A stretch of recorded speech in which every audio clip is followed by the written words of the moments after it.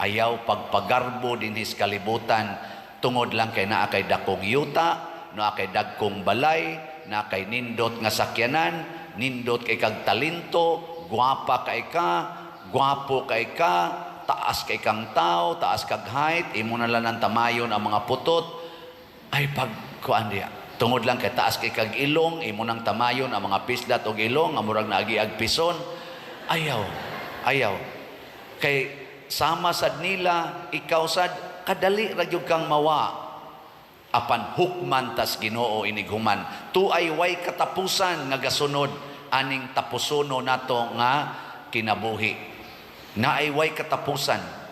Nya unsa may buhaton matud pa ni San Pedro, kay ato maning gihuna-huna kanunay ang atong buhaton, atong andamon ang atong kinabuhi. Nya unsa may pagpangandam, maghigugmaay ta, magtinabangay.